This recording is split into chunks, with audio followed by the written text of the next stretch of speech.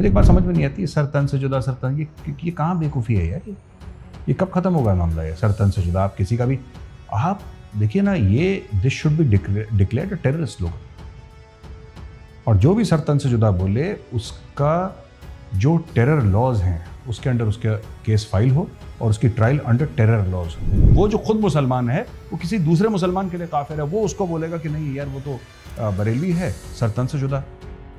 अच्छा, वो अहले हदीस सरतन से जुदा, देवबंदी सरतन से जुदा, फलाना सरतन से जुदा। इसका तो कोई एंड नहीं है ना। It is not just related only to Hindus या आपस में एक दूसरे के साथ। तो I think this nonsense needs to stop. मुझे अच्छा नहीं लगा जब आमिर खान जाके ना टर्की में एर्दोगान और उसकी फैमिली से मिला।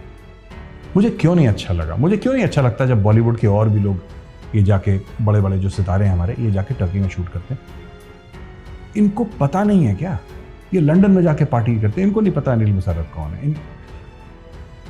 मैं ये तो नहीं कह सकता कि यार हमसे पूछ लेते हैं, बिकॉज वो हमें जानते ही नहीं होंगे, लेकिन I am sure at that level eight which Aamir Khan is, he is not a small person, he is not a everyday person, he can find out always. यार मुझे कोई फर्क नहीं पड़ता, मुझे कोई सभ्य बोले असभ्य बोले, मुझे सिर्फ एक चीज़ पता है कि मेरे देश के खिलाफ बोलोगे तो बेटा बाकी तुम्हारी जिंदगी आई विल इंश्योर जितनी भी बची है you will spend in a wheel chair.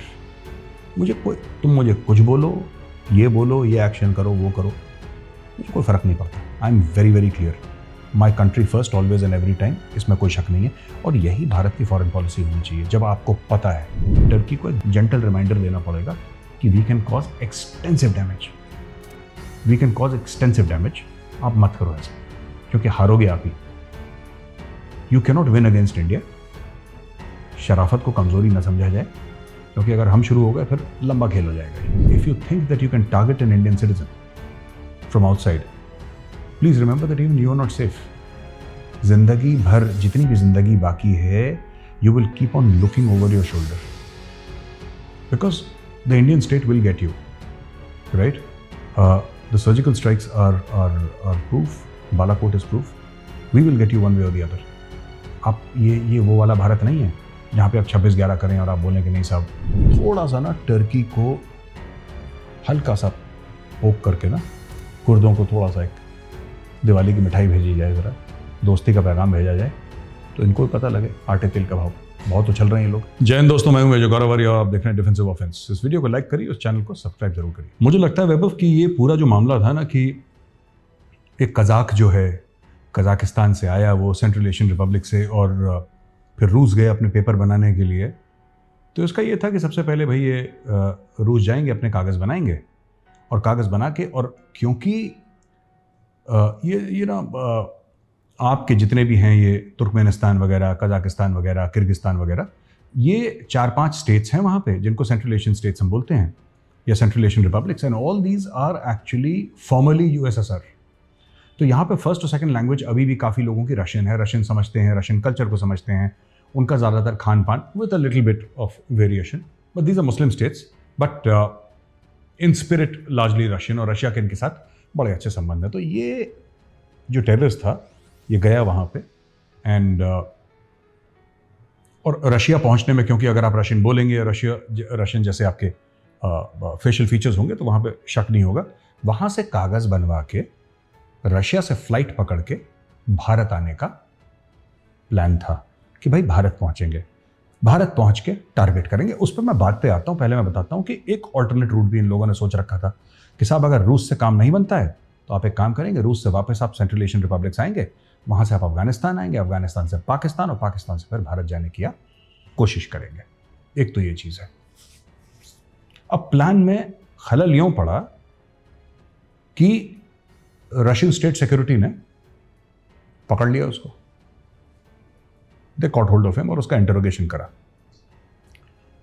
The idea was to target a senior political leader of the ruling regime of India. That was the main idea. That किसी senior को, कौन हो सकता है senior? It can be the prime minister, it can be the home minister, it can be the defense minister, it can be anybody. कोई भी हो सकता है, हमें नहीं पता. We can only guess. But अगर इतना बड़ा ऑपरेशन कोई कर रहा है, तो I don't think it was Nupur Sharma. अगर कोई इतना बड़ा ऑपरेशन कर रहा है, अच्छा, ट्रेंड इन टर्की। अब तार कहां से जुड़ते हैं वैभव कि trend in Turkey? Turkey is the gateway to Syria. जो भी इस्लामिक स्टेट जाएगा, जो भी अलकायदा ज्वाइन करेगा, he will go via Turkey.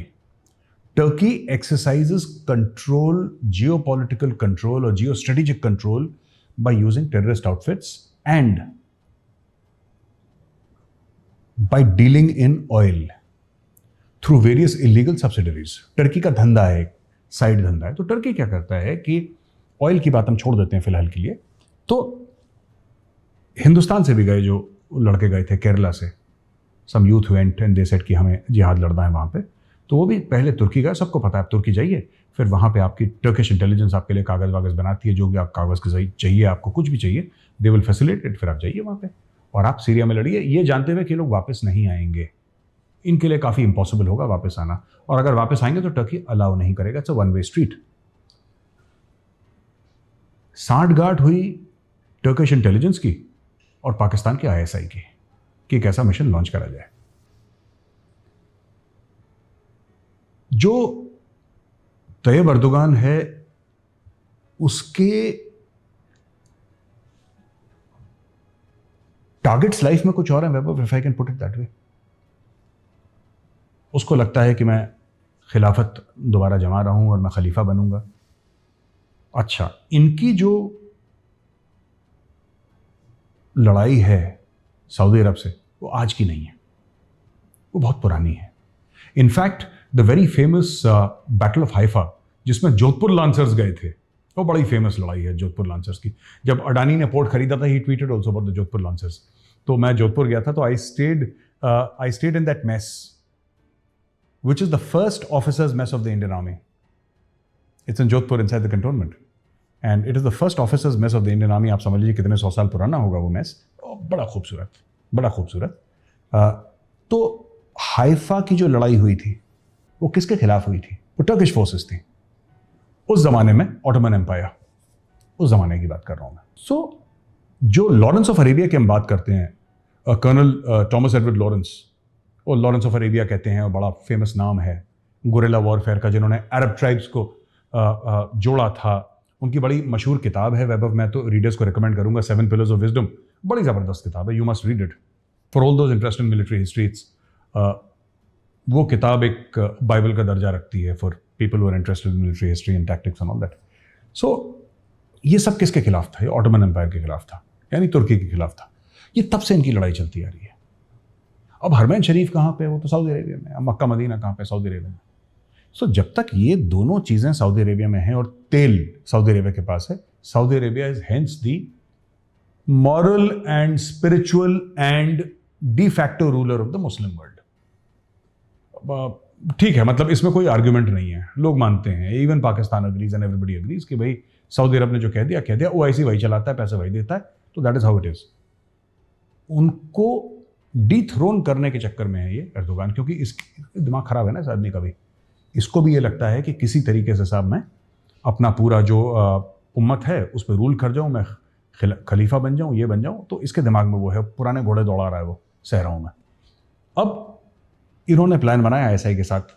बात ये थी कि ये जो शख्स था, ये फ्लाइट पकड़ता रशिया से।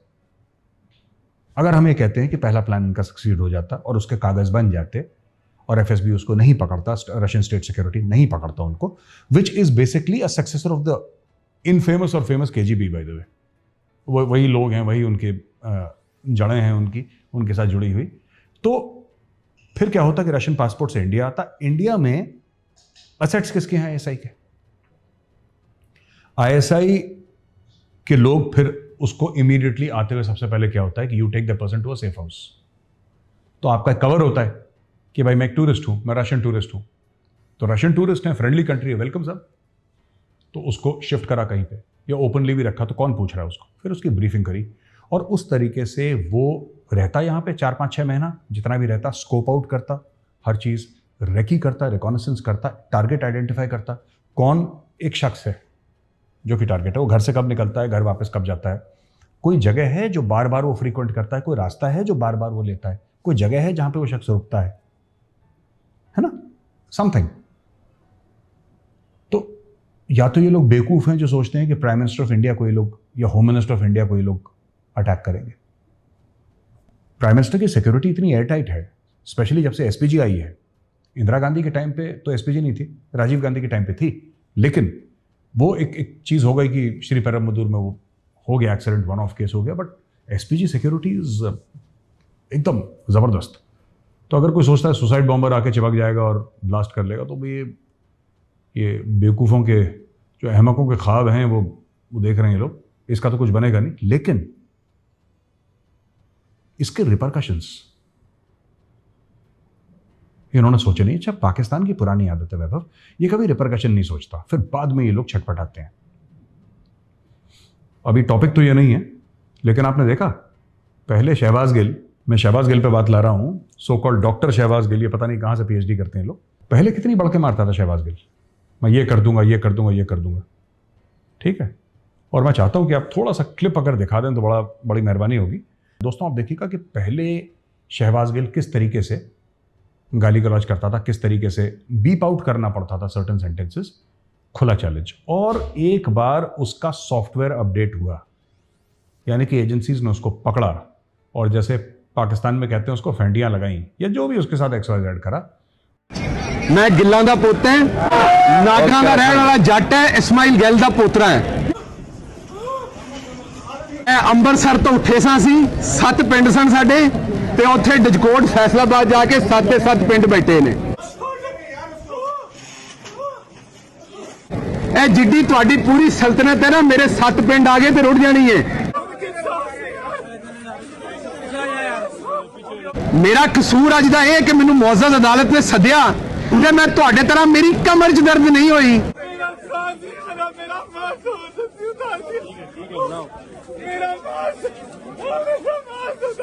उसका ये हाल हो गया 2 दिन के अंदर कि बच्चे की तरह बिलक बिलक के रो रहा है ना।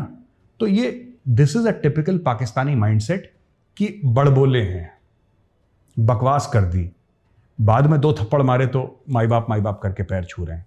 तो इन्होंने ये पहले भी ये करा था। इनकी लड़ाइयाँ भी वैसी नहीं है वैसे, 1965 की लड़ाई भी वैसी रही, इनकी 71 की भी वैसी रही, इनकी कारगिल की भी वैसी रही।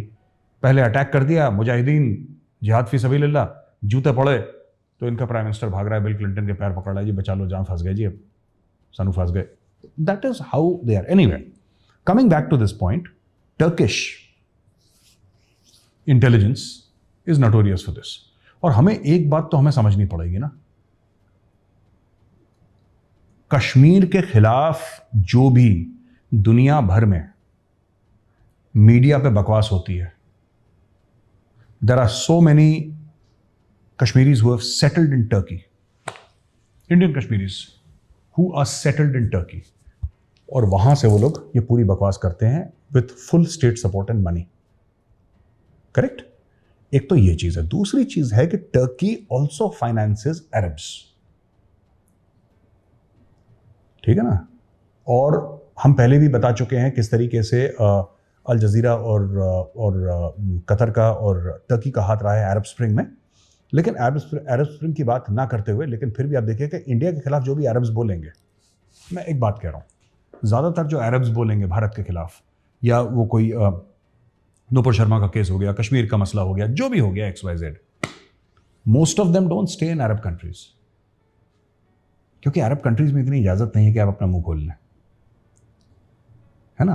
अरब कंट्रीज में आप, Arab countries are friendly regimes, अगर आप भारत के खिलाफ कुछ बोलेंगे तो बोलेगा ये शेख इधर तो देख, जेल के अंदर सीधा। और वहाँ पे फिर पाकिस्तानी फेंटिया, they do all that outside. तो यूएस में कोई बैठा है, कोई कनाडा में बैठा है, कोई लंदन में बैठा है, अरब्स हैं who do all this at the behest of Turkey. So Turkey is, देखो मैं कह रहा हूँ कि ना, वी शुड स्टार्ट ऑफ, है ना, we should start off above. एक किसी का प्रपोजल था कि you know go to Turkey, मैंने आई सेड नो यार, आई एम नॉट कंफर्टेबल। मैं ये नहीं कह रहा कि बैन वैन ये सब मेरे मन में नहीं है बात, मैंने बोला यार मैं कंफर्टेबल नहीं होगी टर्की जाने। देखो, once you know that a country is against your country, once you know that a country is actively working, its intelligence services are actively working, there is a sense of discomfort, there is a sense of anger and sadness also. तो मेरा ये कहने का मतलब है कि यार ये जिस तरीके से टर्की करता ना, वी मस्ट, मैं तो कह रहा हूँ वैभव कि अगर सिर्फ भारतीय ये इरादा पक्का कर लें कि टर्की में जाके डेस्टिनेशन वेडिंग नहीं करेंगे अपनी, उसको बहुत जोर का 440 वोट का झटका लगेगा टर्की को, पहली चीज़। दूसरी चीज़, मुझे लगता है कि बॉलीवुड जो अपनी फिल्म शूटिंग करते हैं ना, टर्की में गए और ये सब करा, ये सब इनको बंद कर देना चाहिए। They should realise. मुझे अच्छा नहीं लगा जब आमिर खान जाके ना टर्की में एर्दोगान और उसकी फैमिली से मिला। मुझे क्यों नहीं अच्छा लगा, मुझे क्यों नहीं अच्छा लगता जब बॉलीवुड के और भी लोग ये जाके, बड़े बड़े जो सितारे हैं हमारे, ये जाके टर्की में शूट करते हैं। इनको पता नहीं है क्या? ये लंदन में जाके पार्टी करते हैं, इनको नहीं पता अनिल मुसर्रत कौन है। मैं ये तो नहीं कह सकता कि यार हमसे पूछ लेते, बिकॉज वो हमें जानते ही नहीं होंगे, लेकिन I am sure at that level eight which Aamir Khan is, he is not a small person, he is not a everyday person, he can find out always. यार इनको मैं बताता हूँ कि अब जैसे लंदन गए, तो लंदन में अभी हाई कमीशन में तो नहीं जाते होंगे, क्योंकि लंदन इतनी बार जाते हैं, इनके घर भी हैं वहाँ पे, ये जाते हैं, इनके दोस्त हैं पुराने, बोला अच्छा ये इसका दोस्त है, उसको तो चलो पार्टी करते हैं। अब ये तो हर समय ना पार्टी करते हैं, क्यों करते हैं इतनी पार्टी, मुझे आज तक समझ में नहीं आया। काम कर लो यार। लेकिन अब पार्टी करी, किसके यहाँ गए तुमने, कौन है वो जो तुम्हें इनवाइट कर रहा है, उसके एंटीसीडेंट्स को जैसा हमें नहीं पता था। ये तो पान मसाले वाली ऐड हो गई कि जनाब हमें क्या पता पान मसाले में क्या होता, तुम्हें नहीं पता। बोलो ज़बां केसरी, तुम्हें नहीं पता उसके अंदर क्या है, तुम्हें पता है ना, फिर why should you do something like that. तो बड़े करते हैं लोग। तो बात यह है ना कि जैसे दाऊद इब्राहिम की बात है, क्रिकेट मैचेस में भी कई दिखते हैं कि इनके साथ फोटो खिंचा रहे हैं। अगर आपको नहीं पता वहां पे दाऊद इब्राहिम आने वाला है, अगर आपको नहीं पता कि उस क्रिकेट मैच में, उसके बाद आपने क्या एक्शन करा? आप बोले साहब मुझे नहीं पता था, दाऊद आया वहां पे, मैं छोड़ के चला गया। पर आपको भी फोटो खिंचानी है दाऊद के साथ, आपको भी अगली फिल्म के लिए फंडिंग चाहिए, आपको भी प्रोडक्शन चाहिए बॉम्बे। तो ये सब चीज़ें हैं। इट्स एक इकोसिस्टम है, there is a symbiosis, they feed off each other, and that is how it works. But coming back to the main point, Vaibhav, about Turkish intelligence and the ISI work very closely together against India. और ये सब जो पूरा नूपुर शर्मा वाला मामला है, ये जितना भी इसके बारे में रेज हुआ है वर्ल्ड वाइड, ठीक है, उसमें या फिर अ थ्रेट फ्रॉम अल-कायदा और a threat from the Islamic State, it all starts with Al Jazeera, क्योंकि इंटेलिजेंस एजेंसीज तो they work in the shadows, वो तो सामने तो नहीं आते हैं, वो प्रेस ब्रीफ्स तो देते नहीं हैं। तो this is how they do it. They you know these people fund them, they direct them, और फिर इस तरीके से ये लोग करवाते हैं कि भारत को नुकसान हो। तो वी मस्ट हैव, देखो यार, कुछ ना कुछ तो भारत को ना टर्की के खिलाफ करना पड़ेगा। ये we are very obsessed, Vaibhav, with being nice. ये हमारा भारतीयों का एक कैरेक्टर फ्लॉ है। हमें लगता है कि हमारे चरित्र में एक कमी है। ये हमें बहुत अच्छा लगता है कि लोग हमें अच्छा बोलें, हमें बहुत अच्छा लगता है कि लोग ये बोलें कि यार देखो कितने अच्छे लोग हैं, कितने सभ्य लोग हैं। मुझे कोई फर्क नहीं पड़ता, मुझे कोई सभ्य बोले असभ्य बोले, मुझे सिर्फ एक चीज़ पता है कि मेरे देश के खिलाफ बोलोगे तो बेटा बाकी तुम्हारी जिंदगी, आई विल इंश्योर, जितनी भी बची है, you will spend in a wheel chair. तुम मुझे कुछ बोलो, ये एक्शन करो, वो करो, मुझे कोई फर्क नहीं पड़ता। I am very very clear, my country first always and every time, इसमें कोई शक नहीं है। और यही भारत की फॉरेन पॉलिसी होनी चाहिए। जब आपको पता है टर्की ये कर रहा है, आप एर्दोगान से मिलिए और एर्दोगान को एक बार, मोदी जी जो है ना, एर्दोगान को बता दें कि भाईजान देखो ऐसे है, अगर तुम करोगे ना, ठीक है, तो तुम ये मत सोचना तुम भी रिबेल से लड़ रहे हो ना, फ्रीडम फाइटर्स ही है ना वो लोग, अपने आप को कहते हैं, ठीक है। और सबसे बड़ा कुर्द कौन था? Salahuddin Ayyubi was a Kurd. It will not take India long to manufacture another Salahuddin Ayyubi. फिर तुम्हें दिक्कत होगी, फिर तुम्हें परेशानी होगी, क्योंकि यार अगर तुम फंड कर सकते हो तो हमारे पास तो तुर्की से ज्यादा पैसा है, 10 गुना ज्यादा पैसा है। फिर नहीं Vaibhav, let me ask you a question, इसका अंत कहां पे है? हम कहते हैं कुर्दों को कि हम कुछ नहीं करेंगे, अपना बैंक अकाउंट दो बेटा, ये लो $100 मिलियन, और हम तुम्हें हर महीने $100 मिलियन देंगे। और एक काम करो, तुम टर्की ना बीच अंकारा में जाके तुम भांगड़ा कर दो जरा एक बार। In the end it is all about money. Everything is available in the weapons market. Long distance missiles are available, everything. If you have the cash, the weapon system is available for you. आप खरीद। जो Kurd हैं वो and they have been fighting against the Turkish state for a very long time. ये आज की लड़ाई नहीं है, बहुत पुरानी लड़ाई है। और ये मुझे लगता है कि ये टर्की का एक, जैसे अगर वो कश्मीर में दखल देते हैं, ये बात हम पहले भी एक बार कर चुके हैं अपने वीडियो में, अगर तुर्की दखल देता है वैभव कश्मीर में, so we must go and say hello to the Kurds. मेरा भी अमेरिकन एक्सेंट आ गया, कर्ड्स, कुर्दों के साथ हमें भी थोड़ा सा हाथ मिलाना पड़ेगा। और थोड़ा सा मुझे लगता है कि टर्की को एक जेंटल रिमाइंडर देना पड़ेगा कि we can cause extensive damage, आप मत करो ऐसे, क्योंकि हारोगे आप ही। You cannot win against India. शराफत को कमजोरी न समझा जाए, क्योंकि अगर हम शुरू हो गए फिर लंबा खेल हो जाएगा ये, फिर आपको अच्छा नहीं लगेगा। तो I think this message needs to be given to Turkey clear and square. अगर नूपुर शर्मा ने कुछ गलत करा है तो कोर्ट फैसला करेगा, और जो कोर्ट फैसला सुनाएगा वो भारत में, ठीक है, लोग सोशल मीडिया पे, मेन स्ट्रीम मीडिया में थोड़ा सा चूचू करते हैं, लेकिन everybody accepts in the and. Court के साथ भारत में ना सरकार ना आम आदमी कोई पंगा नहीं लेता। People accept, there is a lot of respect for our courts, especially supreme court की तो बड़ी रिस्पेक्ट है। तो कोई कोई बेवकूफ़ी है जो ऐसा बोल देगा, वरना 99.9% of the people they accept.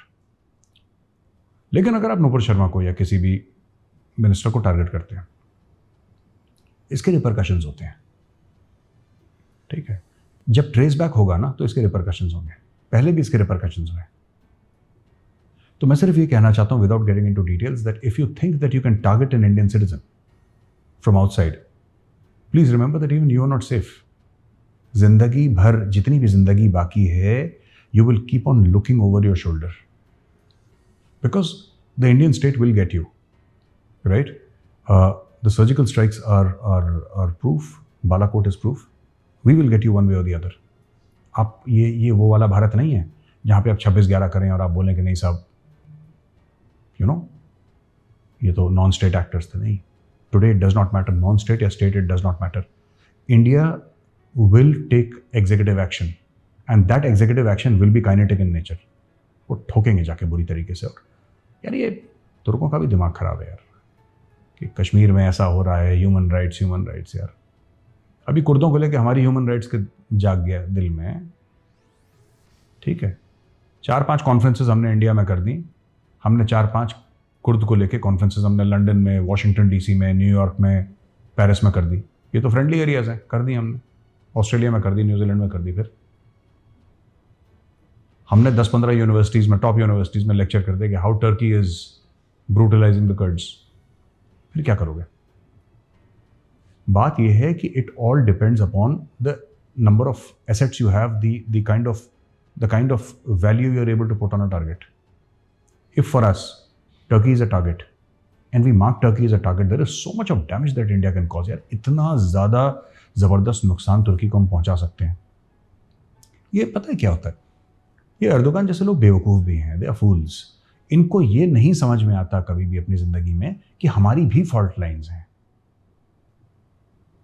ये सब ना छोटे छोटे शहबाज गिल हैं, ये सब छोटे छोटे शहबाज। वो कौन है? वो पाकिस्तानी यूट्यूबर जमील फारूकी, जो पहले बहुत कह रहा था कि न्यूट्रल और ज़मीन पे पैर पटक रहा था अपने। ज़रा उसका भी वीडियो ज़रा ये देखिए, ज़रा शुरू में किस तरीके से बात कर रहा है और बाद में किस तरीके से बात कर रहा है, ये ज़रा वीडियो देखिए। नहीं, बात सुन लेते हैं, इसमें क्या। हाँ जमीन, कोई परेशानी की बात नहीं है। होम मिनिस्ट्री के ऑर्डर पे, just because I am speaking the truth, कोई परेशानी की बात नहीं। टॉर्चर आप बहादुर किया, हो। मुझे नंगा किया गया है, मेरे कपड़े उतारे, मेरे चुपेटे मारी गई हैं। और इस्लामाबाद पुलिस ने ट्रांजिट इस वक्त मेरा रिमांड लिया है कराची से इस्लामाबाद ले जाने के लिए। मेरी फैमिली को पता नहीं है, मेरे चैनल को पता नहीं है। आप प्लीज ये बात पहुंचाएं। आप बिल्कुल परेशान नहीं हो, पूरी कौम आपके साथ है, पूरा पाकिस्तान आपके साथ है। आप बस बहादुरी का मुजाहरा करें, इंशाल्लाह आप इंसाफ इंशाल्लाह हम भी इंशाल्लाह। डर किसी ना किसी कोने पे मौजूद, कोई डर नहीं है मेरे आगे पीछे, कोई नहीं है। माजरत के साथ यतीमी में पला हूँ, मेरे दोनों पेरेंट्स नहीं थे, मैं अकेला हूँ, अकेला रहता हूँ, कोई गार्ड नहीं है मेरे पास। इनकी हिम्मत है तो आके दिखाएं। आप तैयार हैं? मैं तैयार, क्या मैं इनके घर में घुस के मारूंगा। और ये मुरम्मत आप करेंगे फिर? हाँ बिल्कुल करूंगा। मैं कहता हूँ मुझे आके कन्विंस करें कि तुम गलत बात कर रहे हो। मैंने कोई गलत बात नहीं की, कन्विंस करें ना, मुझे कन्विंस करें, या फिर मेरे साथ चाय पे बैठे, मैं कन्विंस करता हूँ और मैं कन्विंस कर दूंगा। तो जो तुर्की है ना, वो भी एक छोटा सा शहबाज गिल और जमील फारूकी है, छोटे छोटे शमील घूम रहे हैं। कि पहले जिहाद, 4 थप्पड़ मिला, भाई आप कौन, सॉरी गलती हो गई, माफी। That is how they are and that is the language we must speak to Turkey and वो हमें बात करनी पड़ेगी। वैभव, जो कुर्द है ना, they have been fighting for thousands of years. उनकी लड़ाई आज की नहीं है और हज़ारों साल से लड़ रहे हैं। मैंने तो सिर्फ अभी सलाउद्दीन अयूबी का नाम लिया, वहाँ पे सलाउद्दीन अयूबी जैसे कई सारे उनके हीरोज हैं। And there a martial race in the proper sense of the term, I mean in the sense कि लड़ने वड़ने के मामले में किसी से पीछे नहीं। पर कुर्दिस्तान खुद एक कंट्री नहीं है, क्योंकि उनको ऑक्यूपाई कर रखा है। तो थोड़ा इनका तुर्की में है, थोड़ा सा ईरान में है, थोड़ा सा इराक में है, थोड़ा सा सीरिया में है इनका, तो अलग अलग जगह है। बट आप ये देखिए ना कि इन्होंने सबसे लड़ाई करी है। इन्होंने सद्दाम से लड़ाई करी है without having a country of their own, without having a nation state of their own. They fought against Saddam Hussain. आज सद्दाम नहीं है, कुर्द हैं। दे फॉट अगेंस्ट ईरान, आज खुमैनी नहीं है, लेकिन कुर्द हैं। कल एर्दोगान नहीं रहेगा, कल असद नहीं रहेगा, लेकिन कुर्द रहेंगे। ये बिना किसी सपोर्ट के, बिना किसी मदद के इन्होंने सबकी खिड़कियां खड़का रखी हैं, है ना। अब आप ये सोचिए कि with a little bit of support ये क्या कर सकते हैं। तो थोड़ा सा, खासतौर से तुर्की, थोड़ा सा जिसको कहते हैं कि हल्का हाथ रखे इस मामले में। क्योंकि जिस दिन भारत ये कहता है कि we need to raise the temperature inside तुर्की, ये अपनी सड़कों पर थोड़ा ना चल पाएंगे फिर। तो ऐसा ना करें। और ये सब ख्वाब जो देखता है कि मैं घोड़े पे चढ़ूंगा और तलवार लेके और कश्मीर फतेह करूंगा, इसको बोलना कि देखो यार, टीवी सीरियल बनाना एक बात होती है और असल में फतेह करना दूसरी बात। पाकिस्तानियों को कितना बेवकूफ़ बनाया तुर्कियों ने, है ना। वो टीवी सीरियल कौन सा था उसका, एर्दुगल गाजी। एर्दुगल गाजी दिखा दिखा के पाकिस्तान में बच्चे, छोटे छोटे बच्चों को एर्दुगल गाजी की ड्रेस पहना के, पाकिस्तान में चौराहों में एर्तुगरुल गाजी के पुतले बना रखे हैं इन लोगों ने। और एक टेलीविज़न के सीरीज़ के कैरेक्टर, एक वेब सीरीज़ के कैरेक्टर ना उसके ऊपर बना दिए। तो they have actually done it because क्योंकि इनके ना खुद के हीरोज़ तो हैं नहीं पाकिस्तानियों के ना। खुद के हीरोज़ कौन है इनके, वही मौला जट, नूरी नट, है ना। मतलब देयर इज़, अच्छा इनकी लिटरेचर बहुत ज़बरदस्त है जो पाकिस्तान से निकली है, लेकिन इनको हर चीज़ इम्पोर्टेड चाहिए।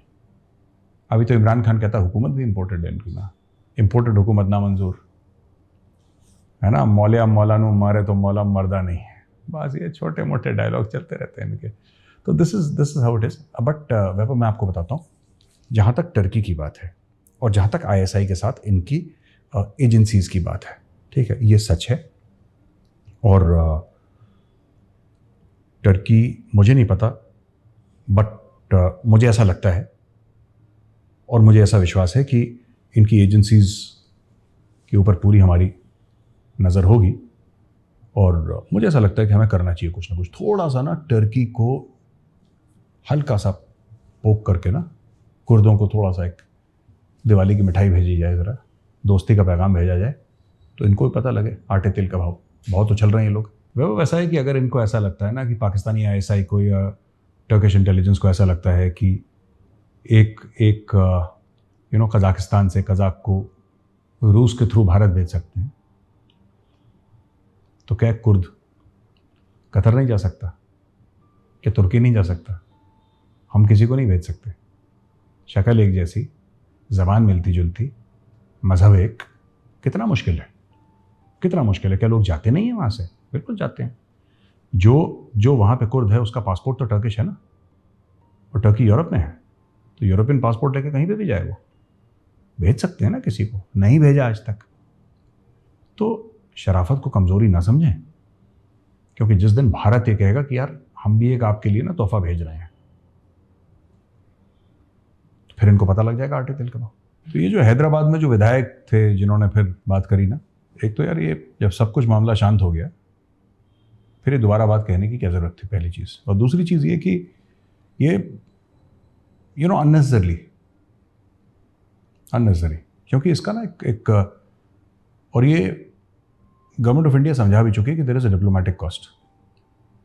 आप लोग कह दीजिए जो आपका मन है, आप हैदराबाद में कहीं पे भी आप कह सकते हैं, क्योंकि आपका फ्रीडम ऑफ स्पीच है इंडिया में, बट भारत को अब्रॉड इसकी डिप्लोमेटिक कॉस्ट देनी पड़ती है, तो we should be slightly mindful of all these things. But मुझे एक बात समझ में नहीं आती, सर तन से जुदा, सर तन, ये कहाँ बेवकूफ़ी है यार? ये कब खत्म होगा मामला? ये सर तन से जुदा आप किसी का भी, आप देखिए ना, ये this should be declared a terrorist slogan. और जो भी सर तन से जुदा बोले उसका जो टेरर लॉज हैं उसके अंडर उसका केस फाइल हो और उसकी ट्रायल अंडर टेरर लॉज हो। Because of this is not terrorism. What is sir तन से जुदा? मतलब कि मेरी दिल आजारी हुई, मैंने आपका सर मांग लिया, है ना? कल आपकी दिल आजारी होगी, आप मेरा सर मांग लेंगे, ये तो है ना? और ये AIMIM के जो मीडिया हेड थे कई सालों तक, उन्होंने नारे लगाए हैं सर तन से जुदा के। तो यार ये चीज़ खत्म कहाँ पे होगी? एंड ये this is not a banana Republic, this is India यार, रिपब्लिक ऑफ इंडिया। ये आप ऐसा नहीं मांग सकते। और सर तन से जुदा के नारे तो अरब कंट्रीज जो कि मुस्लिम कंट्रीज है वहां पे अलाउड नहीं है। आप सऊदी में लगा के देखिए सर तन से जुदा। सऊदी अरेबिया से तो बड़ा मुसलमान कोई मुल्क है नहीं ना, in terms of being Muslim and following Islam and following the Sharia. Saudi Arabia से तो कोई ज़्यादा है नहीं। आप सऊदी में लगा के दिखा दो सर तन से जुदा के नारे, वो तुम्हारा सर तन से जुदा कर देंगे। उनका चॉप चॉप स्क्वायर है ना रियाद में, वहीं पे सर तन से जुदा कर देंगे। तो I think this should be absolutely banned and cases filed against in terrorist courts ना, for such people who do this. This is not acceptable at all यार। ठीक है, उसने जो कहा, जैसा भी कहा, गलत कहा और कानूनी कार्रवाई हो, उसको अरेस्ट कर लिया है, अच्छी बात है। लेकिन यू कांट, ये सर तन से जुदा, ये सब क्या बेवकूफ़ी है? सर तन से जुदा। और यहाँ पे सिर्फ ऐसा नहीं कि वो किसी हिंदू के लिए बोल रहा है, मुसलमान आपस में सर तन से। पाकिस्तान में कौन सा ऐसा मौलवी नहीं है, बड़ा नाम 72 फिरके हैं, कौन ऐसा नहीं है जिसने दूसरे का सर ना मांगा हो? सब तो 72 के 72 एक दूसरे का सर मांग रहे हैं। वेयर डज इट एंड यार? कौन किसका सर? कल कोई जो, भाई आप हिंदुओं को छोड़िए, कोने में लगाइए, जो मुसलमान कह रहा है सर तन से जुदा, वो भी अमंगस्ट मुस्लिम्स, वो किसी के लिए काफिर है।